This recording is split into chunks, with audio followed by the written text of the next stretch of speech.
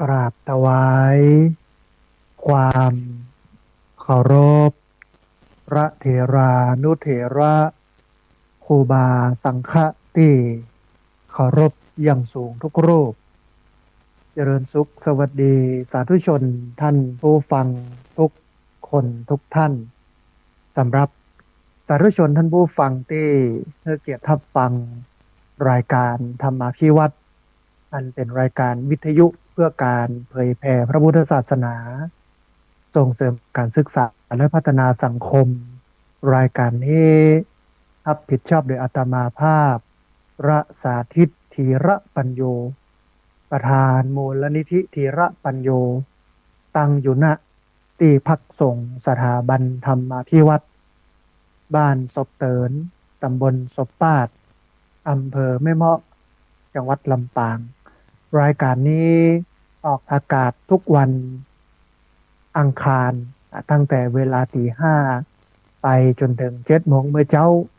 ผ่านทางสถานีวิทยุเพื่อการสถานีวิทยุในเครือข่ายสถานีวิทยุคลื่นสีขาวพระชาประชาซึ่งมีอยู่หลายคลื่นหลายสถานีหลายจังหวัดออกอากาศผ่านทางเฟซบุ๊กไลฟ์ซึ่งเป็นไลฟ์สดของสถานีวิทยุวัดไฟหินบันทึกเทปเอาไปออกอากาศผ่านทางสถานีวิทยุเพื่อการศึกษาและพัฒนาอาชีพเรดิโอเน็ตเวิร์กFM 99.50 เมกะเฮิรตซ์ของวิทยาลัยเทคนิคกฟผแม่เมาะทุกวันศุกร์ตั้งแต่เวลา8 โมงเมื่อเจ้าเป็นต้นไปและเอาไปออกผ่านทางเพจ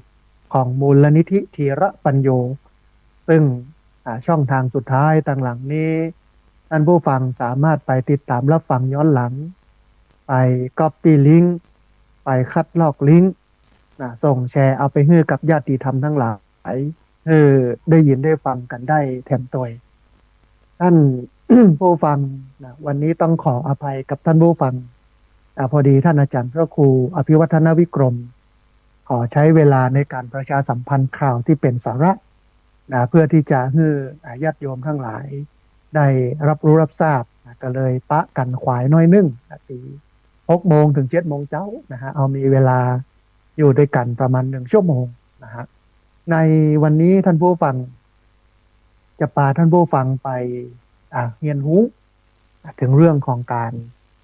รณรงค์งดเหล้าเข้าพรรษาเพราะว่าบักกี้วันนี้ก็คือวันที่10วันอาสาฬหบูชาวันที่11ก็เป็นวันเข้าพรรษาเป็นฤดูกาลของศีลของธรรมที่คนทั้งหลายเนาะจะเรียนแบบตุเจ้าพระสงฆ์อย่างน้อยก็เอาศีลเอาธรรมเข้ามาใกล้ตัวนักขึ้นโดยการงดเหล้าเข้าพรรษางดอบายมุขงดสิ่งที่มันบ่ดีบ่งามต่างๆเป็นเวลา3 เดือนซึ่งมันก็จะส่งผลดีในทุกมิติในทุกด้านเพราะว่าถ้าจิตใจของเราเนี่ยปราศจากความขุ่นมัวกิเลสตัณหามันก็จะทำให้เรานั่นมีความสุขความสบายนักขึ้นเพิ่นตึงบอกท่านผู้ฟังว่าทุกทั้งโลกเนี่ยเป็นของชั่วคราวอยากสุขยืนยาวต้องเข้าหาธรรมทีนี้ก่อนที่จะอู้ถึงเรื่องนั้นท่านผู้ฟังตอนนี้ทางที่พักสงฆ์สถาบันธรรมาภิวัตน์กำลังระดมทุนชวนญาติโยมมาเป็นเจ้าภาพเสาปูนแล้วก็ลวดหนามล้อมสวนไผ่เวรุวันจำนวน10 ไร่ตอนนี้เนี่ยเสาปูนให้ญาติโยมได้ร่วมทำบุญต้นละ150 บาทจะใช้อยู่จำนวน80 ต้นลวดหนามคดละ150 บาทจำนวน50 คดเพราะฉะนั้นท่านผู้ฟังท่านใดอยากจะร่วมทำบุญทักนี้เนาะก็สามารถร่วมทำบุญกันได้ซึ่งไผ่เนี่ยเขาจะปลูกกันในวันที่17 สิงหาคมพุทธศักราช2568เวลา9 โมงไม่เจ้าเวลา9 โมงเจ้าของงานวันที่17 สิงหาคมพุทธศักราช2568ก็เรียนเชิญเจริญพรท่านผู้ฟังที่ฟังอยู่เนอะท่านใดสะดวกท่านใดอยากมาร่วมบุญในการสร้างสวนเวรุวันสวนไผ่ปลูกไผ่1,000 ต้นจำนวน10 ไร่ก็เรียนเชิญเจริญพร ท่านใดจะเอาโรงทานไม่ว่าจะเป็นกับข้าวไม่ว่าจะเป็นขนมไม่ว่าจะเป็นผลไม้ไม่ว่าจะเป็นน้ำดื่มเอามาเลี้ยงพี่น้องนะที่มาร่วมกันปลูกต้นไผ่ก็เจริญพรได้มาร่วมกันได้นะฮะอ่าตอนนี้เนี่ยมีญาติโยมที่ร่วมทำบุญเป็นเจ้าภาพเสาปูนแล้วก็ลวดหนามมีหลายคู่หลายคนนะฮะมีครอบครัวของคุณแม่ขจรสารพีนางสาวรัตนาพรสารพีนางสาวนวรัตน์สารพีแล้วก็ครอบครัวนายตะสุชาติเอาเสา2 ต้นนะลวดหนาม2 คดนะฮะแม่จันเรือนใสสันปะตองเชียงใหม่นะเอาลวดหนามเอาเสา1 ต้นลวดหนาม1 คดแม่เพนทีมวางเอาเสา1 ต้นลวดหนาม1 คดแม่สมจิตอินทรวิจิตเสา1 ต้นลวดหนาม1 คดแม่กันดิกาพินโยเสา1 ต้นลวดหนาม1 คดคุณโยมสาริกาพินโยเสา1 ต้นลวดหนาม1 คดแม่ปาวลีอินสุวรรณเสา2 ต้นลวดหนาม2 คดคุณแม่นิตยาภักดีเสา2 ต้นนะฮะร้อยตำรวจตรียุทธชัยภักดีเสา1 ต้นนะฮะคุณโยมพัชรีภักดีเสา2 ต้นคุณแม่อุบลวรรณเตชะนันตาเสา1 ต้นคุณแม่สุภาพรอินศรีเสา1 ต้นสุแม่สุภัตราคำป่าแลวเสา1 ต้นลวดหนาม1 คดอาจารย์พระครูชลทานพิทักษ์เสา3 ต้นลวดหนาม3 คดคุณโยมสรวรรณเสา1 ต้นลวดหนาม1 คดแม่บัวไข่กิ่งกั๊มลวดหนาม1 คดแม่สีดาคนงามเสา1 ต้นแล้วก็มีอีกหลายท่านที่ยังบ่ได้บันทึกชื่อลงในนี่ต้องขออภัยกับท่านผู้ฟังเพราะว่าเตรียมงานหลากหลายนะฮะตอนนี้รวมแล้ว ได้เสาอยู่ที่เสา2 ต้นนะลวดหนามอยู่ที่16 คดนะซึ่งก็จะใจเยอะอยู่นะท่านผู้ฟังเสาจำนวน80 ต้นลวดหนามจำนวน50 คดเพราะฉะนั้นเรียนเชิญเจริญพรท่านผู้ฟังเนะได้มาร่วมทำบุญกันได้นะฮะท่านใดที่อยากจะร่วมทำบุญเนาะสามารถร่วมทำบุญได้นะฮะที่ธนาคารกรุงไทยชื่อบัญชีที่พักสงฆ์สถาบันธรรมาภิวัตร หมายเลขบัญชี5360755318นะฮะเป็นธนาคารกรุงไทยชื่อบัญชี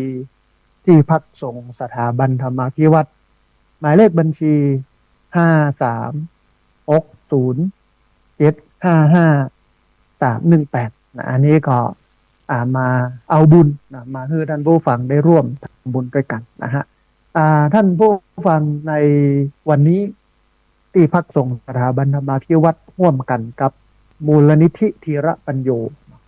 ก็จะจัดกิจกรรมปฏิญาณตนงดเหล้าเข้าพรรษาประจำปี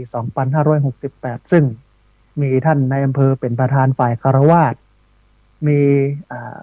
เจ้าคณะอำเภอเป็นประธานฝ่ายสงฆ์หัวหน้าส่วนราชการพี่น้องญาติโยมหลายที่หลายตานก็จะมาทำบุญร่วมกันนะฮะในเจ้านี้โดยการมาฝึกหัดขัดเกลาตัวเก่าในช่วงเข้าพรรษา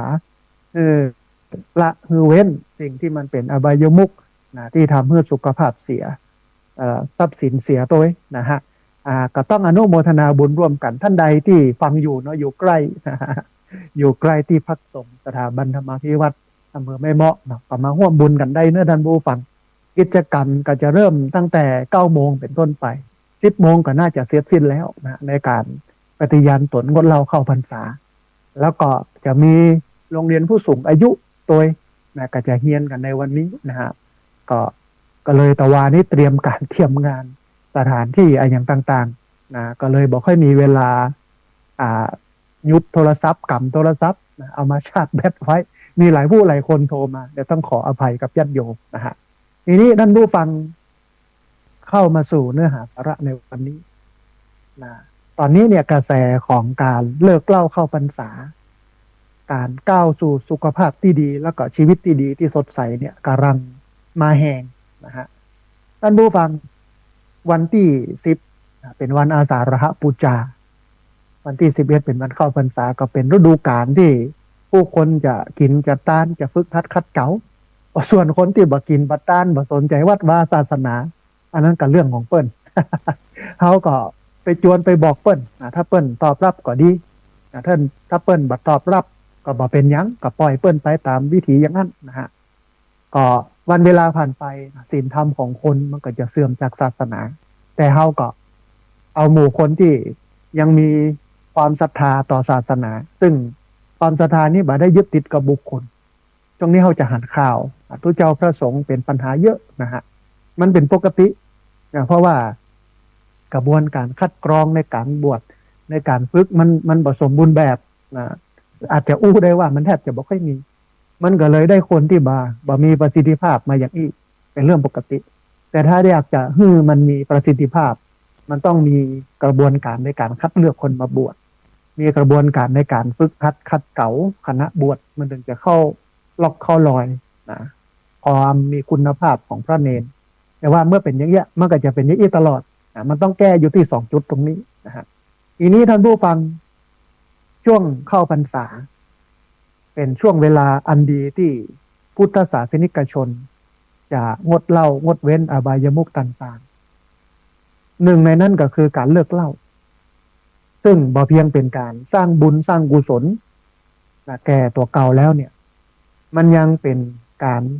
เปิดโอกาสอันดีในการปรับเปลี่ยนพฤติกรรมแล้วก็หันมาพอกอยดูแลสุขภาพหันมาสร้างชีวิตใหม่ที่มันสดใสกว่าเดิมนะฮะมันก็มีคำถามนะว่าเนี่ยอย่างต้องเลิกเหล้าเข้าพรรษาเรื่องเข้าพรรษามันเป็นเรื่องตุ้เจ้าหรอเอาผมเชื่อตุ้เจ้าอย่าไปเข้าอย่างยัยอย่า หลายคนก็อู้อย่างนี้แต่เขาลืมคนที่อู้เนี่ยลืมว่าคุณก็เป็นพุทธศาสนิกชนไม่ใช่ว่าเป็นคนนอกศาสนาที่ไหนทีนี้เมื่อพระบนเข้าพรรษาฝึกหัดคัดเก่าตัวเก่าเอาจารีตฮีดหอยกันเอาอันสิ่งที่มันดีมันงามมาปฏิบัติใจในชีวิตประจำวันนะฮะการเลิกเหล้าหรือว่าการงดดื่มเครื่องดื่มแอลกอฮอล์ในช่วงเข้าพรรษาท่านผู้ฟังมันเป็นกุศโลบายอย่างหนึ่งที่มีความสำคัญแล้วก็มันให้ความหมายลึกซึ้งในหลายแง่หลายมุมของสังคมไทยบอกว่าจะเป็นด้านศาสนาบอกว่าจะเป็นด้านสังคมบอกว่าจะเป็นด้านเศรษฐกิจนะซึ่งช่วงนี้เศรษฐกิจตกต่ำสหรัฐอเมริกาประกาศขึ้นภาษีประเทศไทยในการส่งออกเข้าไปที่ประเทศสหรัฐอเมริกาถึง 36%ถึงเรื่องสุขภาพตัวอย่างตัวมันเป็นเรื่องใหญ่นะฮะทีนี้ท่านผู้ฟังความสำคัญทางศาสนาในช่วงเข้าพรรษาเป็นเวลาที่ตู้เจ้าพระสงฆ์เพิ่นจะอยู่จำวัดอยู่ที่วัดเป็นเวลา3 เดือนเพื่อปฏิบัติธรรมแล้วก็ศึกษาธรรมวินัยการที่พุทธศาสนิกชนร่วมมือกันเลิกดื่มเครื่องดื่มแอลกอฮอล์ในช่วงเวลานี้เนี่ยมันเป็นการแสดงถึงการปฏิบัติตามหลักศีลธรรมหลักธรรมของพุทธศาสนาตามหลักศีล 5ถือเป็นการเพิ่มศีลถือเป็นการลงมือปฏิบัติการปฏิบัติธรรมทั้งตัวพระสงฆ์เองแล้วก็ตัวพี่น้องคฤหัสถ์ญาติโยมทีนี้การงดดื่มเนี่ยโดยเฉพาะการงดดื่มเครื่องดื่มแอลกอฮอล์เนี่ยมันก็มีผลดีต่อสุขภาพท่านผู้ฟัง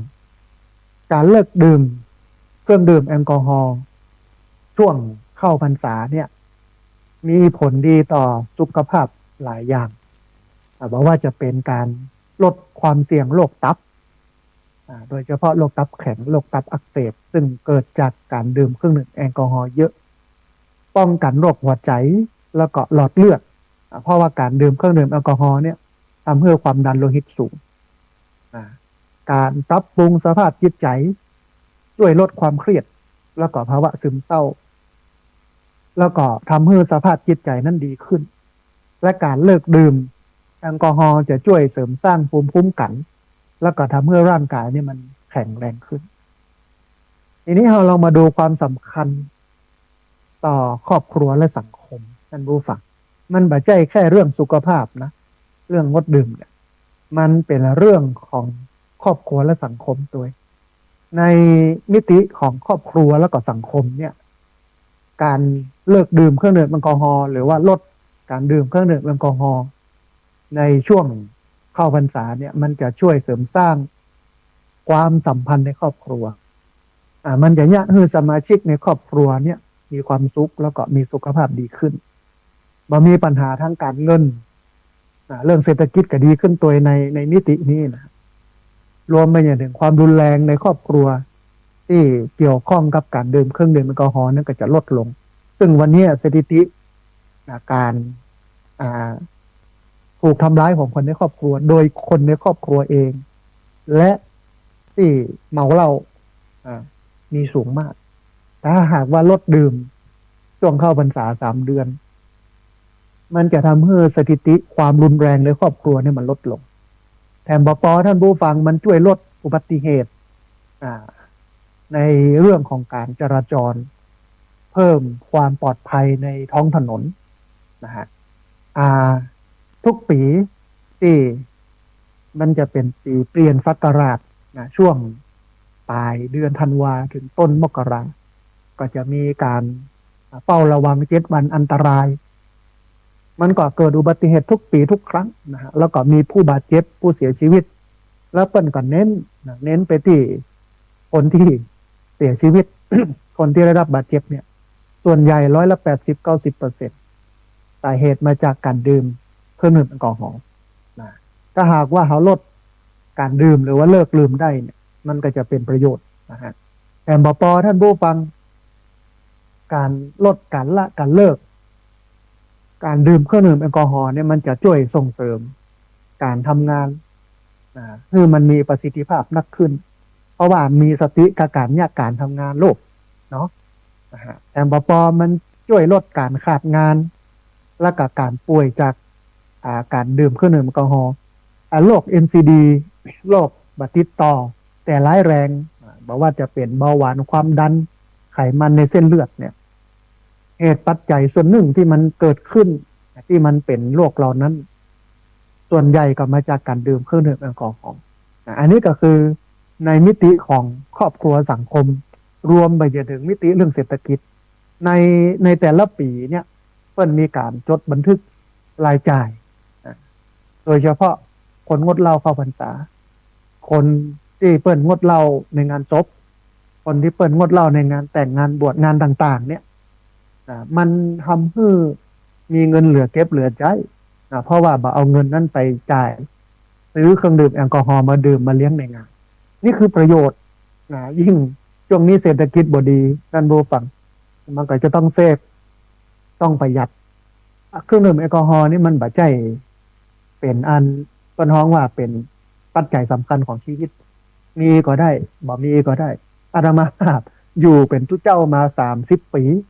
ทุเจ้าพระเนนมา30 ปีก็บ่เคยดื่มบ่สนใจดื่มเลยมันก็อยู่ได้แต่ว่าปัจจัยสำคัญเช่นข้าว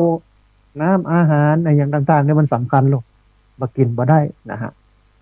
ทีนี้ท่านผู้ฟังเห็นอันนึงเป็นเรื่องของการส่งเสริมศีลธรรมเป็นเรื่องของการส่งเสริมคุณธรรมที่มันเกิดขึ้นในสังคมเรื่องการงดดื่มเครื่องดื่มแอลกอฮอล์เนี่ยนะมันส่งเสริมศีลธรรมส่งเสริมคุณธรรมเมื่อคนในสังคมเลิกดื่มเครื่องดื่มแอลกอฮอล์หรือว่าลดการดื่มเครื่องดื่มแอลกอฮอล์มันจะช่วยลดปัญหาในสังคมได้เพราะว่าจะเป็นปัญหาความรุนแรงในครอบครัวปัญหาอาชญากรรมและปัญหาการขาดความรับผิดชอบในหน้าที่ทุกครั้งที่มีคอนเสิร์ตมีการแสดงดนตรี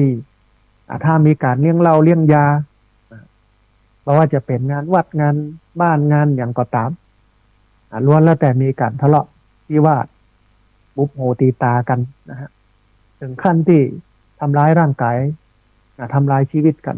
เข้าหันกันอยู่เป็นประจำท่านผู้ฟังเอาทหารเอาอส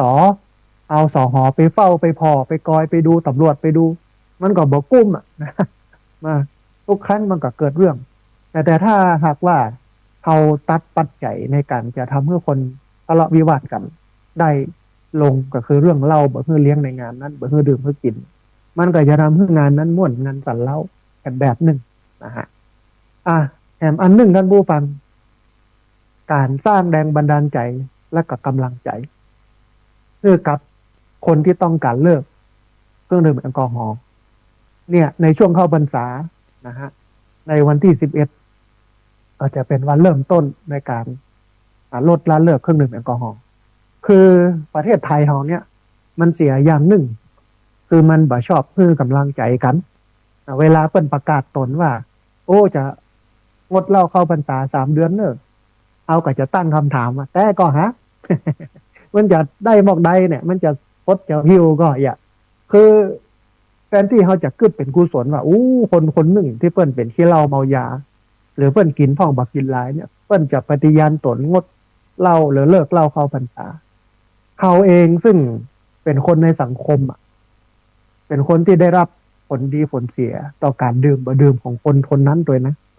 เขาก็จะต้องไปเชียร์เนาะไปให้กำลังใจนะไม่ใช่ว่าไปจัดแน่พอแล้วมันจะได้กี่วันนะกลายเป็นพิษของเขาเป็นอกุศลดังที่เรื่องนี้เป็นเรื่องกุศลเพราะฉะนั้นครับนี่เนี่ยพี่น้องพุทธศาสนิกชนก็ต้องให้กำลังใจกันเนอะถึงแม้ว่าเปิ้นจะเลิกได้5 วัน10 วันโอ้มันก็เป็นประโยชน์ตัวมันก็เป็นคุณค่ามันก็เป็นประโยชน์แต่เป็นอย่างนอกปีนี้นะมันปุ๊ดมันขาดไปแล้วก็เอาไม่อย่า ถึงแม้ว่ามันปุ๊ดมันขาดก็สามารถต่อไม่ได้นะอย่างเงี้ยนี่คือการให้กำลังใจกันนะในการทำให้คนที่เปิ้นตั้งใจปฏิญาณตนลดละเลิกเรื่องเล่าซึ่งเป็นอบายมุขเป็นสิ่งที่มันผิดศีลผิดธรรมในทางพระพุทธศาสนาทีนี้ท่านผู้ฟังมันมีวิธีการเลิกเหล้าอย่างเด็ดขาดคือการเลิกดื่มเหล้าเนี่ยมันไม่ใช่เรื่องง่ายท่านผู้ฟังมันเป็นเรื่องยากสำหรับคนที่ติดนะแต่ถ้าคนบัดติดก็ง่ายแต่ถ้าคนที่ติดก็ยากแต่มันมีอะไรอย่างยากเกินความตั้งใจของคนต่อคือมันจะยากแค่ไหนนะคนกับยะได้เขาถมทะเลเขากับยะมาแล้วแต่คนเนี่ยเจาะภูเขากับเจาะมาแล้วบินขึ้นฟ้าก็บินมาแล้วดิ่งดำลงดินกันดิ่งลงมาแล้ว มนุษย์นี่มันพิเศษนะมันเก่งนะฮะมันเหนือความพยายามของคนแต่ทีนี้มันมีเทคนิคอยู่ประมาณ8 วิธีในการจะทำให้เรานั่นเลิกเหล้าได้ดีนะเขาลองมาฟังแล้วก็เอามาปฏิบัติหรือเอาไปแนะนำคนอื่นที่เปิ้นดื่มเปิ้นยังโยเป็นพี่น้องเขาเป็นญาติเขาเป็นลูกเป็นหลานเขาอย่านะฮะมีอย่างพ่องอันแรกตั้งเป้าหมายชัดเจนก่อนถามตัวเก่าก่อนว่าเนี่ยอย่างถึงอยากเลิกดื่มเครื่องดื่มแอลกอฮอล์ตั้งเป้าหมายที่ชัดเจนจนกว่าจะเลิกดื่มแอลกอฮอล์เมื่อใดจากนั้นเขียนเป้าหมายลงกระดาษรวมไปจนถึงบอกเป้าหมายของเขาเนี่ยเพื่อกับคนรอบข้างอันนี้อันแรกเลยตั้งเป้าหมายแล้วก็บอกเป้าหมายให้กับคนรอบข้างอันที่สองหาแรงบันดาลใจลองอ่านเรื่องราวของคนที่เลิกดื่มเครื่องดื่มแอลกอฮอล์แล้วมันสำเร็จหรือว่าหาข้อมูลผลเสียของการดื่มเครื่องดื่มแอลกอฮอล์เพื่อสร้างแรงบันดาลใจให้เรานั่นเดินไปถึงเป้าหมายได้อันที่สามนั่นผู้ฟังบอกครอบครัวบอกคนรอบข้างว่าเขากำลังเลิกดื่มเครื่องดื่มแอลกอฮอล์เขากำลังลดการดื่มเครื่องดื่มแอลกอฮอล์เพื่ออะไรยังเพื่อขอความช่วยเหลือขอกำลังใจหรืออาจเป็นข้อหลีกเลี่ยงการจวนสังสรรค์ที่มีเครื่องดื่มแอลกอฮอล์อันนี้อันที่สามอันที่สี่หลีกเลี่ยงการไปสถานที่ที่กระตุ้นให้ดื่มเครื่องดื่มแอลกอฮอล์ที่มันจะเสี่ยงต่อการดื่มถ้าไปเนี่ยมันต้องได้ดื่มได้กินแน่นอนต้องหลีกเลี่ยงแต่ให้หากิจกรรมอื่นทำแทนเช่นออกกำลังกายดูหนังอ่านหนังสือเล่นดนตรีทำอย่างที่มันเป็นประโยชน์ปลูกก็ไม่ก็ตอบปัดกวาดขี้เหื่อเที่ยวบ้านจองห้องหอโน่นนี่นั่นอย่างนะฮะ อันที่ห้าปรึกษาแพทย์หรือว่าผู้เชี่ยวชาญหากยังประสบความล้มเหลวกับการเลิกดื่มเครื่องดื่มแอลกอฮอล์ด้วยตัวเองก็ลองปรึกษาแพทย์ปรึกษาหมอหรือว่าผู้เชี่ยวชาญด้านการเลิกดื่มเครื่องดื่มแอลกอฮอล์ไปถามหน่วยงานองค์กรต่างๆที่คือบริการในการปรึกษาแล้วก็คือคำแนะนำในการเลิกดื่มเครื่องดื่มแอลกอฮอล์เช่นสายด่วน1422ถ้าอยากเลิกเหล้าโทรไปที่สายด่วนนี้1422หมายเลข1422เนี่ยบ่มีค่าใช้จ่ายท่านผู้ฟังเขาสามารถไปรับ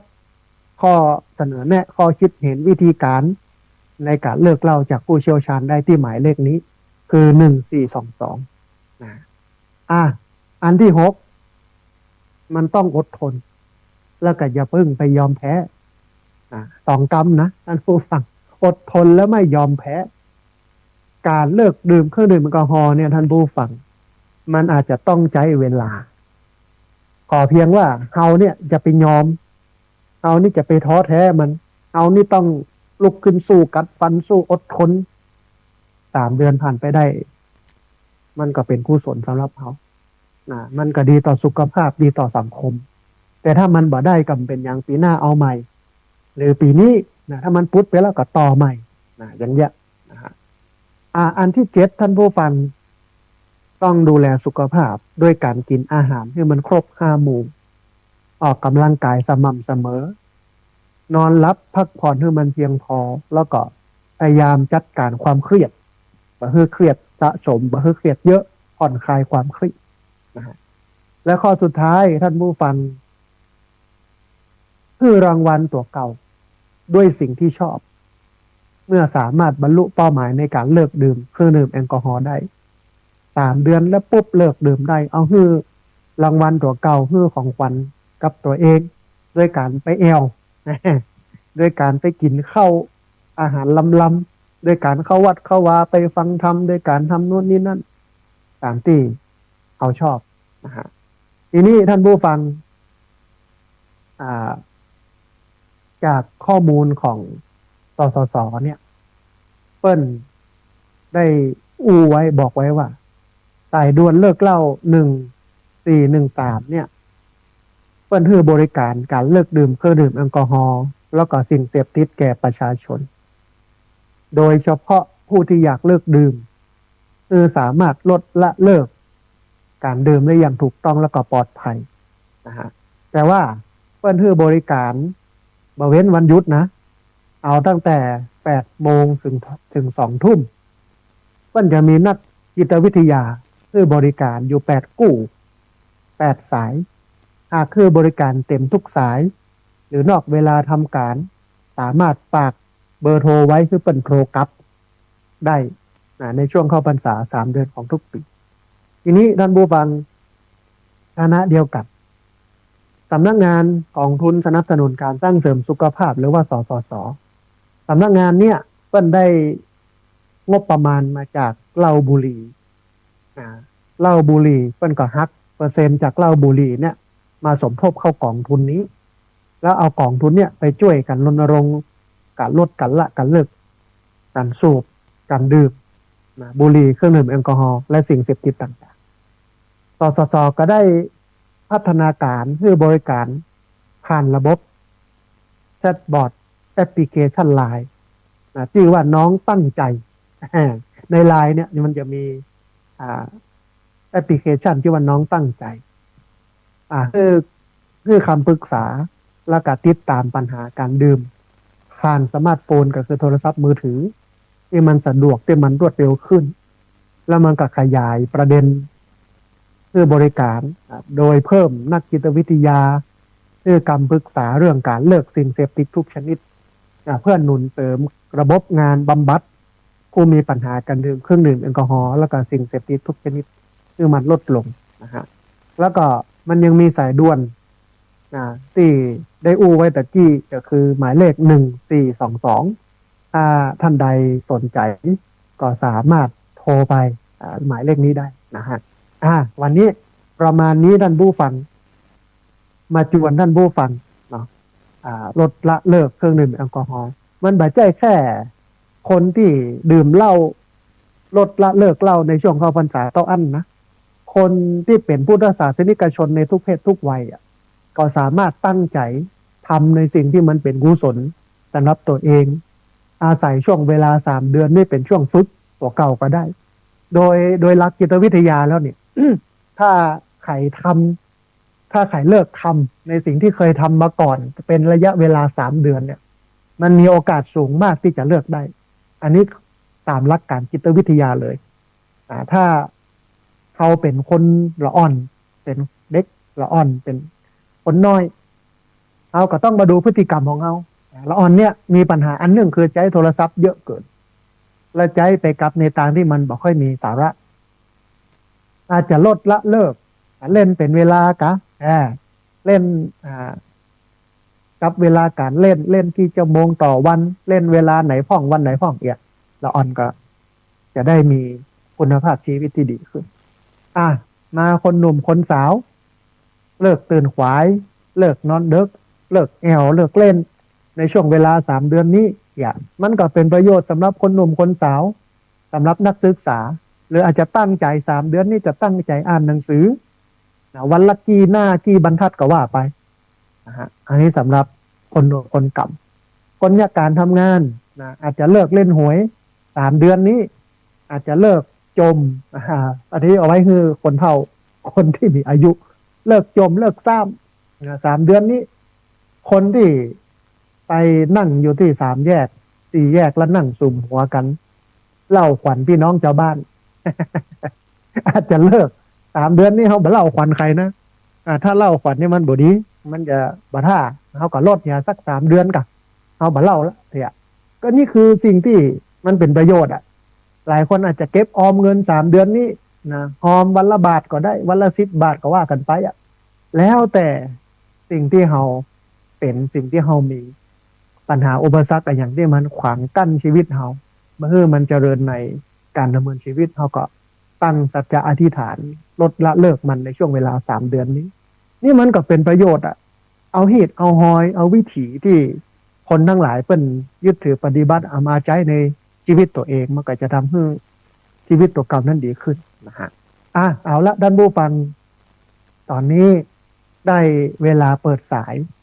ด้านผู้ฟังที่ฟังอยู่ทางบ้านจะโทรเข้ามาร่วมเอ่ยกันแล้วนะเรียนเชิญเจริญพรท่านผู้ฟังเนอะโทรเข้ามาร่วมเอ่ยกันโทรเข้ามาร่วมแสดงความเห็นกันหมายเลข064 125 4122เบอร์064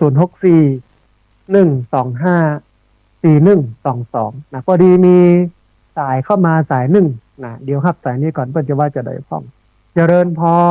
รสาธุเจริญพรวันนี้มีอย่างจะเพิ่มเติมพ่องโยมแม่แต่ว่าละอ่อนเขาถือโอจะตั้งห้องมาโดนกับเขาแต่จังหวัดพุทธใดมันที่เขา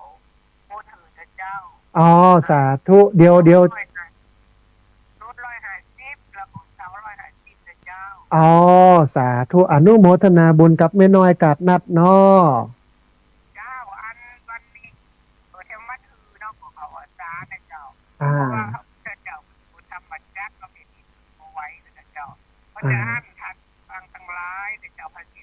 ทำบัญญัติเปิดตัวใจมันเขาอาจารย์ตารางห้าประตูทำบัญญัติกันนะเจ้าสาธุอนุโมทนาบุญสาธุแม่น้อยกาดนัดบอกว่าได้ร่วมทำบุญกับเสาปูนแล้วก็ลวดหนามมาแล้วเสาปูน1 ต้นลวดหนาม1 คดต้องอนุโมทนาบุญแม่ตัวแล้วก็สำคัญนะเพื่อนบอกว่าวันอาสาฬหบูชาวันเข้าพรรษาต้องฝึกสวดธรรมจักรกับปวัตนสูตรต้องอนุโมทนาบุญตัวพอดีมีสายก็มาสายหนึ่งเดี๋ยวครับสายนี้ก่อนเพื่อจะว่าจะได้พ้องเจริญพรสาธุเจริญพรท่านอันที่แล้วของผู้ชายสาวของผู้ประกาศสารหนึ่งผู้เจ้าสาธุแม่โยมแม่ชื่ออะไรยังอันสามีเชื่อร้อยตำรวจเอกไทยเจ้าวิชัยร้อยตำรวจเอกวิชัยนามสกุลอะไรยังก็แม่ ภูพิงเจ้าอ่าแล้วเจ้าชื่อทางไหนเจ้าอ๋อเอาเสา1 ต้นเนาะแม่เนาะแล้วก็ลวดหนามเจ้าลวดหนามหนึ่งคดเนาะเจ้าเสาไปอาทิตย์แล้วนะเจ้าท่านอ๋อเจ้าสาธุอนุโมทนาบุญเนอโยมแม่เนอ เจ้าต้องหาท่านเหมือนกันโตมาได้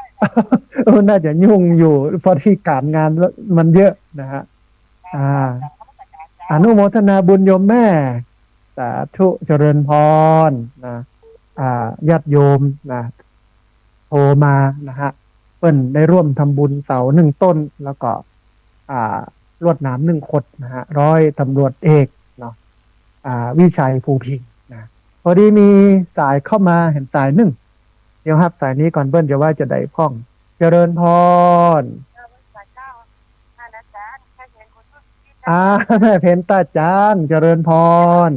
เจ้าประเดี๋ยวนี้ปัญหาบ้านน้องปัญหาเป็นเรื่องความเด้อเอาสาธุอนุโมทนาบุญแม่ จะรอเห็นเท่าหน่อยได้นักสำหน่อยแต่อย่าโอนเข้าเลยเด้อได้แม่ได้ถ้าโอนมาแล้วโยมแม่โทรมาบอกกับเนอจ้าสาธุอนุโมทนาบุญเนอแม่เนอจ่ายนะจ่ายเด้อสาธุอนุโมทนาแม่เจริญพรจ่ายเจ้าแม่เพนตาจางถ้าเปิ้นเป็นสะพานบุญชวนพี่น้องนะที่อยู่ในพื้นที่เปิ้นได้มาร่วมบุญกันตอนนี้ก็ได้1,000 กว่าบาทแล้วต้องอนุโมทนาบุญมีจำนวนจำกัดนะท่านผู้ฟังเสาต้นละ150 บาทจำนวน80 ต้นลวดหนามคดละ150 บาทจำนวน50 คดนะฮะท่านใดจ้านี่บัตรตันเนอะ วันนี้มีสายเข้ามาสายหนึ่งเดี๋ยวครับสายนี้ก่อนว่าจะได้ข้องเจริญพรสาธุสัญญาณชัดเจนดีเนาะโอ้สาธุนะบ้านแม่จองเมืองลีเนาะสาโอ้อนุโมทนาบุญหายไปจัดเมินเนอะโยมเนอะ ยังได้ก็รักษาสุขภาพเนอะโยมเนอะ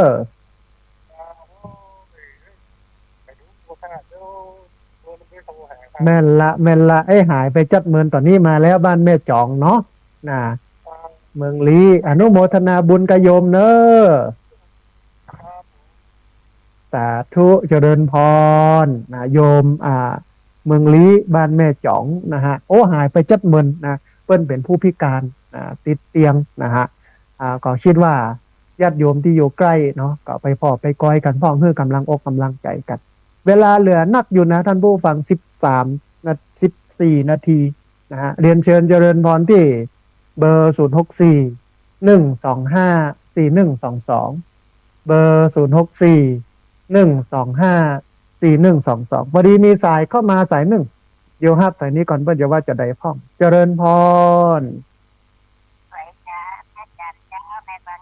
โอ้สาธุโยมแม่อำเภอวังเหนือสัญญาณเป็นใดพ้องแม่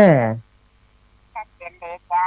ชัดเจนดีเนาะอนุโมทนาบุญกับแม่ที่ติดตามรับฟังแล้วก็โทรเข้ามาให้กำลังใจกันเนอะเจ้าแม่กำลังใจสาธุแม่อนุโมทนาสาธุเจริญพรโยมแม่อำเภอวังเหนือสัญญาณวังเหนือชัดเจนนะพี่น้องที่ฟังอยู่เนอะเชียงใหม่ละปูนลำปางไปน่านพะเยาเชียงรายแม่ฮ่องสอนตลอดจนถึงฟังตามไลฟ์สดนะของ Facebook วัดฝ่ายหินหรือของอื่นๆเนาะเรียนเชิญเจริญพรโทรเข้ามาที่เบอร์0641254122เบอร์0641254122พอดีมีสายเข้ามาสายหนึ่งเดี๋ยวครับสายนี้ก่อนเดี๋ยวว่าจะได้พ้องเจริญพรสาธุป้อวินเวียงป่าเป้าเชียงไฮ้สัญญาณเป็นได้ป้องป้อวันนี้ชัดเจนดีก่อโอ้สาธุอนุโมทนาบุญกับป้อที่บละบ่ลืมกันเนอะ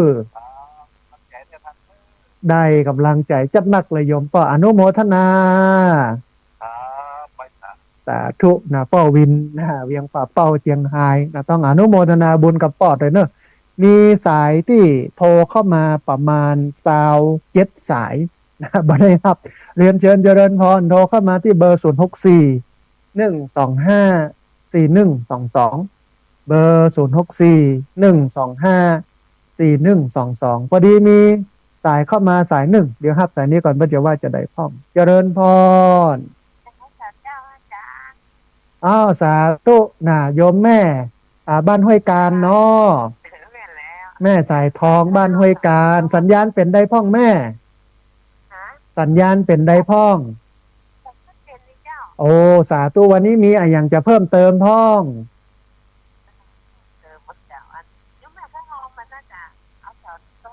โอ้สาธุเดียวอันจะได้โยมแม่จบรายการแล้วนะแฮมบื้บสักกรรมกับโทรมาเนอะแม่เนอะยังบ่มียังบ่มีอันเปิ้นฮ้องว่ากำหนดการเชื่อก็งานหลายโยมแม่อ่าอ่าอ่าอ่าได้อันฮือโยมแม่โยมป่อไปเยี่ยมเปิ้นละใช่ใช่ใช่วันนั้นเปิ้นอยู่โรงพยาบาลป่าซางพอดีโยมพ่อโยมแม่เปิ้นไปเยี่ยมก็เลยฝากของเยี่ยมไปใช่ใช่เดี๋ยวถ้ามีโอกาสจะได้แวะไปเนอะแม่เนอะสาธุอนุโมทนาบุญอ่าเพราะพระอาจารย์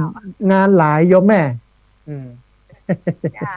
อนุโมทนาบุญกับแม่เนอะอย่างก็โยมแม่อย่างก็โยมแม่เสาต้น150แม่แม่เอา1 ต้นเนาะสาธุอนุโมทลวดน้ำก็150แม่เป็น300สาธุอนุโมทนาบุญนะแม่เนอะ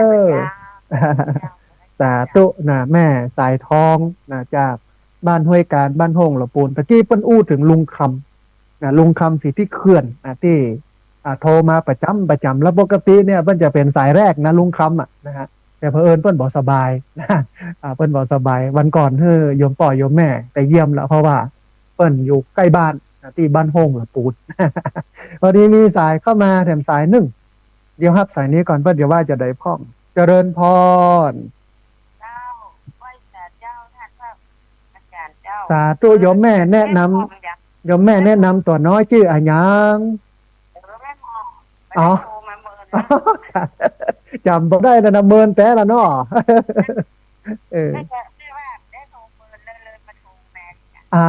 บัดดีละบ่ลืมกันนะสาธุแม่อนุโมทนาสาธุ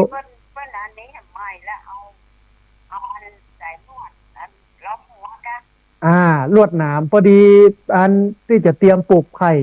กลัวงัวกลัวควายมันเข้ามากินต้นไม้โยมแม่ก็เลยเอาลวดหนามเอาหัวล้อมไว้อีกนะ17 สิงหานี่จะปลูกไข่10 ไร่1,000 ต้นโยมแม่แม่มาได้หอมได้เด้อบ่เป็นอย่างแม่เดี๋ยวมีโอกาสค่อยว่ากันเนาะไปละน้องที่บ้านปลูกไข่อย่างน่ะแม่นละแม่นละเดี๋ยวถ้ามีโอกาสมีเวลาแม่ก็ได้ร่วมทำบุญกันเนาะสาธุแม่อนุโมทนาสาธุอันหลายคนบ่ได้โทรเข้ามาเมินคือต้องบอกก่อนว่าโทรศัพท์เนี่ย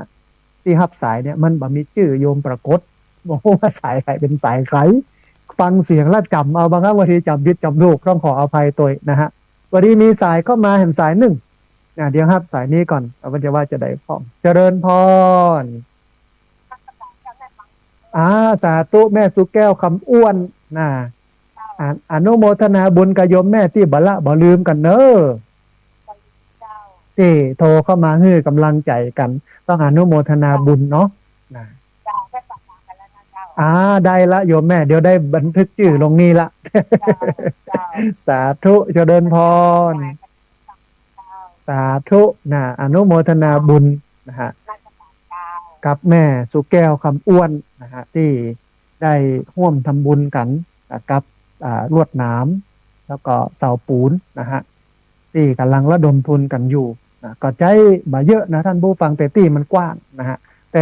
ใส่ที่เดียวคือด้านหลังเพราะว่าด้านอื่นใส่หมดแล้วนะฮะก็โยมเปิ้นนับคร่าวๆนะตอนนี้คร่าวๆก็ได้ประมาณนี้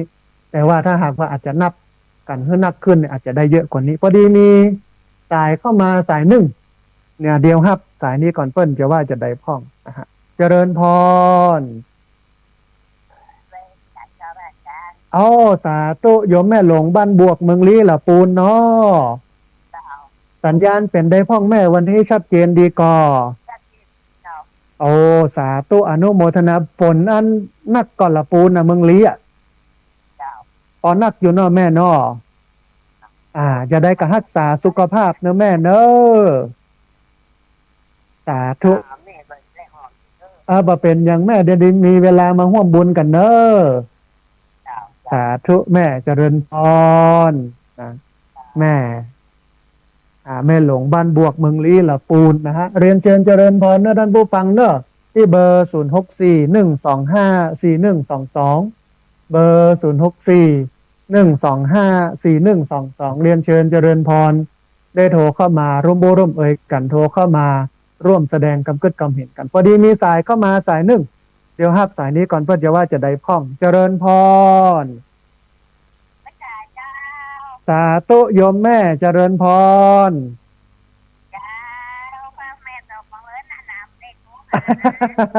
นั่นนะโยมแม่นะตอนนี้โทรมาแล้วเป็นได้พ่องโยมแม่สบายดีเนาะ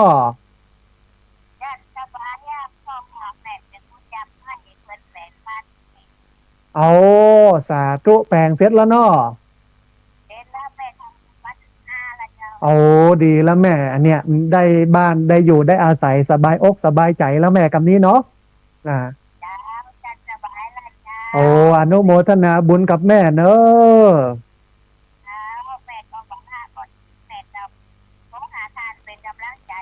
โอ้ได้กำลังใจจัดหนักเลยโยมแม่อนุโมทนาสาธุแม่ยกมือ10 นิ้วขึ้นทั่วหัวอนุโมทนาบุญไปกันเนอะแม่เนอะสาธุเจริญพรสาธุนะอันโยมแม่บ้านตาโทกนะฮะก็ฟังประจำนะก็โทรเข้ามาฮื้อกำลังใจตลอดได้กำลังใจก็ย้อนญาติโยมเนี่ยต้องอนุโมทนาบุญตัวพอดีมีสายก็มาเต็มสายหนึ่งเดี๋ยวฮับสายนี้ก่อนเพื่อจะว่าจะได้พ่องเจริญพร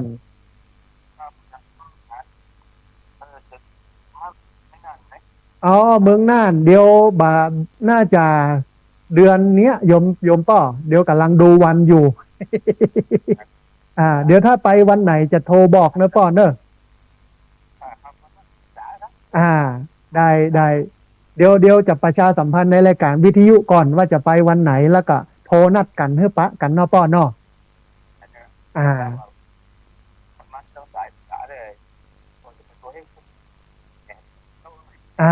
ได้สบายมากเลยเดี๋ยวจะประกาศในรายการวิทยุแล้วก็โทรนัดกันเนอะป้อเนอะนะครับ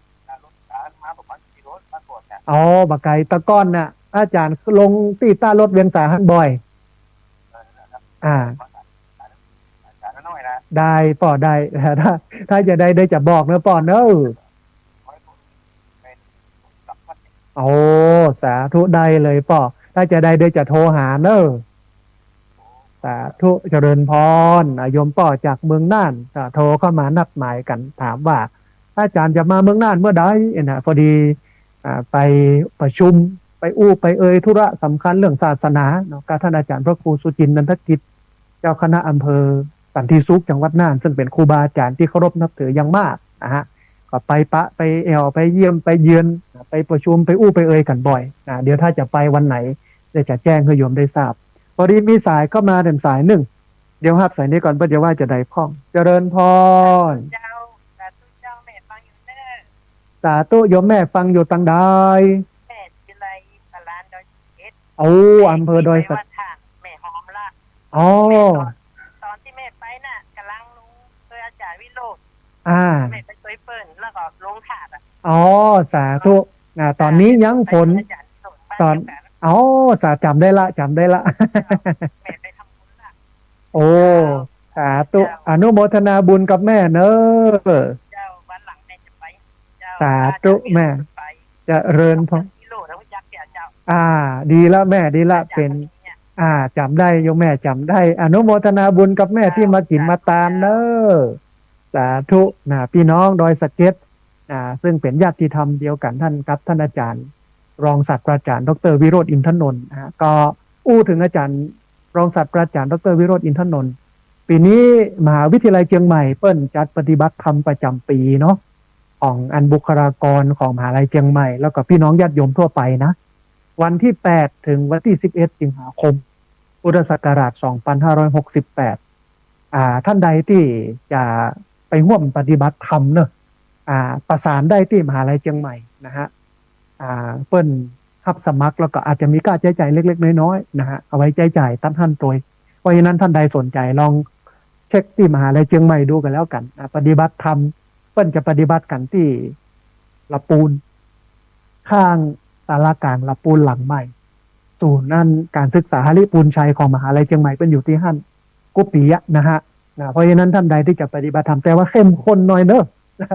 ไม่ใช่ธรรมดานะเข้มข้นนะฮะเรียนเชิญเจริญพรไปร่วมปฏิบัติธรรมกันได้วันนี้มีสายเข้ามาสายหนึ่งเดี๋ยวครับสายนี้ก่อนเพื่อเดี๋ยวว่าจะได้พ้องเอาพอดีสายลุดไปโทรเข้ามาใหม่เนอะท่านผู้ฟังเนอะเหลือเวลาแห่งประมาณ7 นาที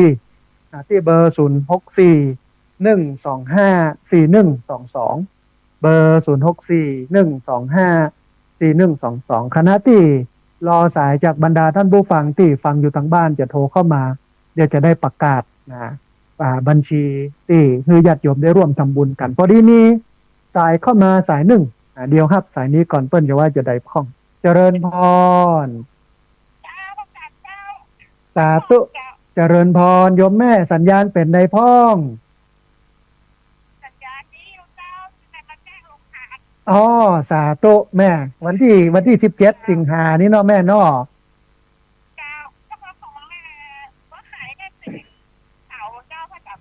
เสาหนึ่งต้นเนาะเอาเสาหนึ่งต้นลวดมาเอาเนาะแม่บัวไข่กิ่งก้ำได้ละโยมแม่โฮงตาลวันที่17 สิงหาเนาะแม่เนาะสาธุอนุโมทนาบุญกับโยมแม่ตัวเนอสาธุเจริญพรโยมแม่อันสมจิตอินทรวิจิตนะฮะเป็นแจ้งโฮงตาลมาตัวคือวันที่17 สิงหาคนจะน่าจะหลายเพราะฉะนั้นท่านผู้ฟังท่านใดอยากจะออกมาร่วมโฮงตาลเนาะได้มาร่วมกันได้เนอะแม่สมจิตอินทรวิจิตเนี่ยเปิ้นเอาข้าวต้มมัดแล้วก็น้ำจำนวน10 แพ็คมาร่วมทำบุญตัวในวันที่17ท่านใดอยากจะร่วมทำบุญขนมกับข้าวน้ำดื่มเนาะก่อนที่จะถึงวันที่17 สิงหา2568วันปลูกไผ่สร้างสวนไผ่เวรุวันก็เจริญพรพอดีมีสายเข้ามาสายหนึ่ง เดี๋ยวครับสายนี้ก่อนเปิ้ลจะว่าจะได้พ้องเจริญพรสาธุเมลิสัญญาณเป็นได้พ้องโอ้สาธุอนุโมทนาบุญกับโยมแม่เนอะมาสมาเอาไว้ที่เปิ้ลโทรกันเข้ามาหลายโยมแม่ ต้องขอสุมาตัวนะต้นละ150โยมแม่โอ้ได้แม่ได้ถ้าโอนมาแล้วโทรมาแจ้งกับเนอแม่เนอสาธุเจริญพรสาธุเอาละท่านผู้ฟังคงจะงดรับสายไว้แต่เพียงเท่านี้ก่อนต้องขออภัยญาติโยมที่อยากโทรเข้ามานะเพราะว่าเวลาเหลือน้อยเดียวทีนี้ จะชี้แจงอย่างอีท่านผู้ฟังคือเวลาญาติโยมโทรเขาโอนเงินเข้ามาเนี่ยในบัญชีนะพอดีมันเป็นบัญชีของวัดเป็นบัญชีของที่พักสงฆ์แล้วก็มีระบบระเบียบในการบริหารจัดการค่อนข้างที่จะดีอาตมาบอกหูว่าใครโอนมาฟ้องเพราะว่าชื่อมันไม่ได้ปรากฏแต่ว่าต้องเอาไปที่ธนาคารไปเช็คที่ธนาคารเพื่อนว่าไปปรับสมุดบัญชีปรับเสร็จเรียบร้อยแล้วมันก็จะมีตัวเลขลงว่าคนนี้ต้องอันแต่บ่ได้มีชื่อนะเพราะฉะนั้นเนี่ยญาติโยมเวลาโอนมาร่วมทำบุญก็โทรเข้ามาบอกกันน้อยอาตมาบอกหูเลยว่าโอนอย่างใดต่อใดนะฮะแต่จะหูว่ายอดเข้ามาบัญชีแล้วตัวอีแต่ว่าต้องไปปรับเนี่ยก่อนอันนี้อันนึงเนาะเอาละทีนี้ก่อนที่รายการนี้จะจากลาท่านผู้ฟังทั้งหลายไปอย่าลืมมาร่วมทำบุญกันเนอะเจ้าภาพโรงทานเนาะวันที่17 สิงหาแล้วก็ ท่านใดจะร่วมทำบุญเสาปูน150 บาทแล้วก็ลวดหนาม150 บาทมาล้อมป่าไผ่เวรุวันที่เขาจะปลูกไผ่กันในวันที่17 สิงหาเนี่ยเรียนเชิญเจริญพรได้ที่ธนาคารกรุงไทยชื่อบัญชีที่พักสงฆ์สถาบันธรรมาภิวัตรหมายเลขบัญชี5360755318นะฮะโอนเข้ามาที่หมายเลขนี้เป็นธนาคารกรุงไทยชื่อบัญชีที่พักสงฆ์สถาบันธรรมาภิวัตรหมายเลขบัญชี5360755318และวันนี้ช่วงเช้านี้เนาะอาจจะบอกค่อยมีเวลารับสายจากญาติโยมมาต้องโทรเข้ามาเตือนเนอะหลังจากจบรายการแล้วโทรเข้ามาแถมกำหนึ่งช่วงเที่ยงกันแล้วกันเที่ยงถึงบ่ายเพราะว่าเจ้านี้เนี่ยเดียวหลังจากนี้ไปจะต้องไปจัดสถานที่ในการจะเตรียมพิธีในการปฏิญาณตนงดเหล้าเข้าพรรษาแล้วก็เปิดโรงเรียนผู้สูงอายุวันนี้งานจะหลายเนาะที่หนึ่งเอาละวันนี้รายการธรรมาภิวัตรอันเป็นรายการวิทยุเพื่อการเผยแผ่พระพุทธศาสนาส่งเสริมการศึกษาและพัฒนาสังคมดำเนินรายการโดยอาตมาภาพพระสาธิตธีระปัญโยต้องเอารายการนี้จากลาท่านผู้ฟังทั้งหลายไปก่อนเขาจะปะกันทำไมทุกวันอังคารเนอะเวลา 5:00 ถึง 7:00 เมื่อเจ้าผ่านทางคลื่นสีขาวเพื่อชาวประชานะวันนี้ต้องกราบขอบพระคุณครูบาอาจารย์พระเถรานุเถระครูบาญาติโยมทุกคนทุกท่านที่ติดตามรับฟังแล้วก็ญาติโยมทุกคนทุกท่านที่โทรเข้ามาแล้วบ่ได้รับสายเดี๋ยววันอังคารหน้าก็โทรเข้ามากันใหม่วันนี้สัพพะพุทธานุภาเวนะด้วยเดชเดชะอานุภาพของพระพุทธเจ้า